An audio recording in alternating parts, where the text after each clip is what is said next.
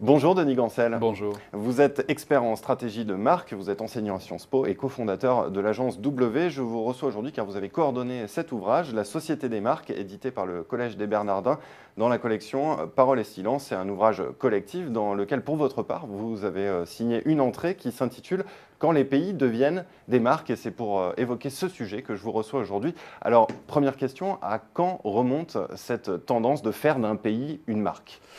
Alors, comme dans beaucoup de secteurs de l'économie, tout commence aux États-Unis. Aux Et États-Unis. il y a fort longtemps, puisque Benjamin Franklin, qui est encore, comme vous le savez, sur les billets et sur les dollars, et d'ailleurs était imprimeur de métier. Et Benjamin Franklin, l'histoire raconte que quand il est allé voir Louis XVI avec Thomas Jefferson pour faire la promotion de l'idée de l'indépendance des États-Unis, pour demander du secours et de l'aide, on dit qu'il il avait déjà tout compris de ce qu'on a appelé ensuite le soft power et qu'il a distribué à la cour, à Versailles, des pins et des objets dérivés de ce qu'allait être la nouvelle image des États-Unis.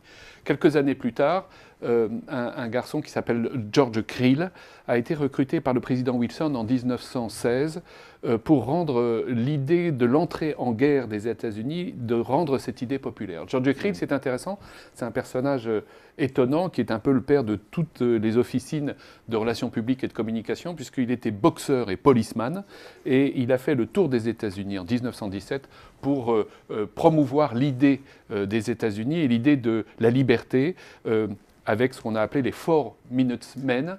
C'était le temps qu'il fallait pour changer les bobines dans un cinéma, et il a fait organiser et industrialiser l'idée de promouvoir l'image de marque d'un pays. Il l'a d'ailleurs écrit dans un livre en 1920 qui s'appelle How We Advertise America. Alors, cette promotion d'un pays au travers sa marque, quel bénéfice est-ce que cela apporte ? Alors, on va prendre une métaphore footballistique, si vous le voulez bien. Il faut savoir, pour un pays, travailler en attaque et en défense. Alors, en attaque, qu'est-ce que ça signifie ?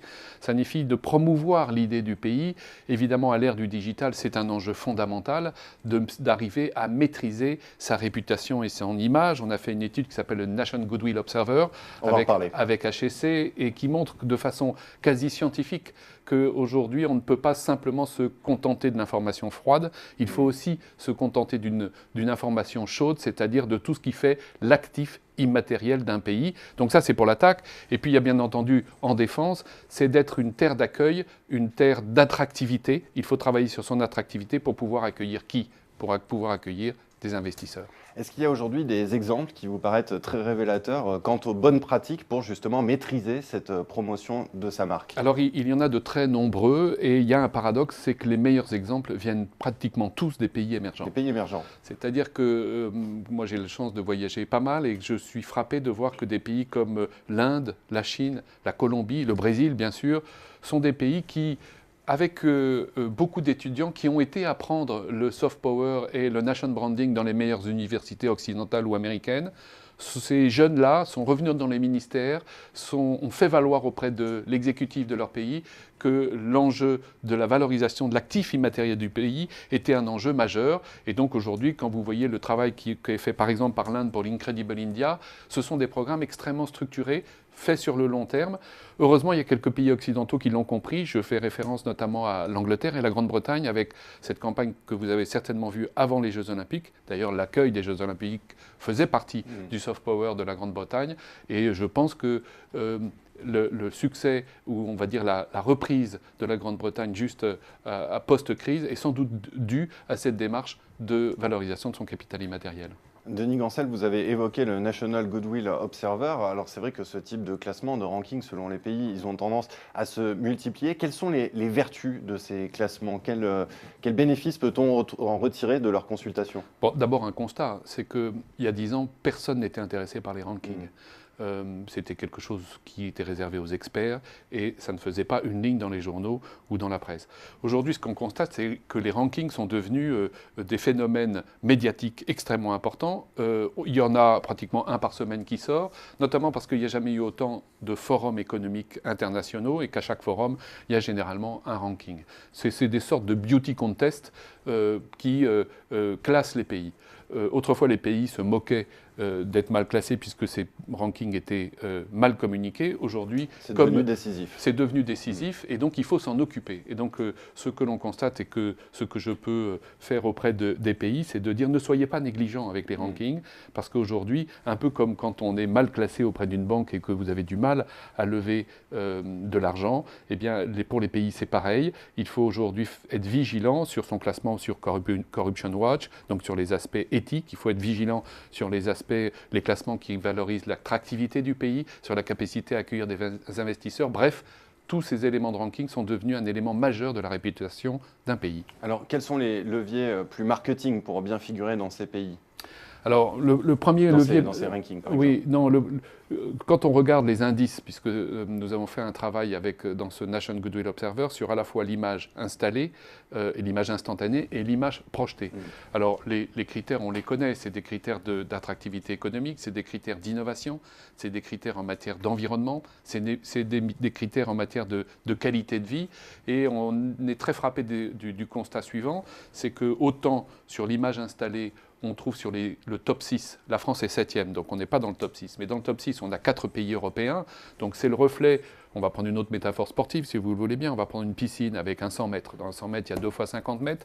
Le premier 50 mètres, c'est le XXe siècle, où on s'aperçoit que l'Allemagne est vainqueur toute catégorie, est classée par tous les leaders économiques et les décideurs très en tête, avec 4 pays européens dans le top 6. Évidemment, lorsqu'on parle de l'autre 50 mètres, c'est-à-dire celui qui a commencé avec le XXIe siècle, avec l'image projetée, il en va tout autrement, puisque cette fois, il n'y a plus qu'un seul pays européen dans le top 6, c'est l'Allemagne qui est 6e, et on trouve en tête, et ça ne vous étonnera pas, la Chine, l'Inde, le Brésil, et donc des pays qui sont qui ont déjà émergé et qui seront des locomotives pour le XXIe siècle. Je voudrais conclure en parlant plus spécifiquement de la marque France. Aujourd'hui, à quel défi est confrontée cette marque ?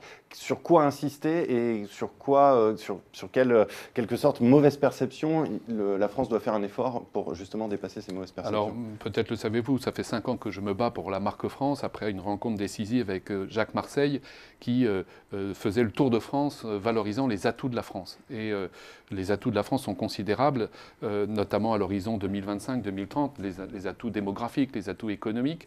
Et le seul petit problème, c'est que seuls les Français ne le savent pas. Il y a un paradoxe incroyable, c'est que tout le monde veut vivre en France. La France est dans le top 1 et première dans l'index qui consiste de Good Place to Live. Et le paradoxe, c'est que beaucoup de Français, en particulier les plus jeunes, veulent quitter la France. Donc il y a une mésestime de soi qui est notre handicap principal. Donc pour répondre à votre question, il y a 2 priorités. La première priorité, c'est de s'attaquer à cette fracture psychologique qui est totalement spécifique à la France, et notamment vis-à-vis des plus jeunes.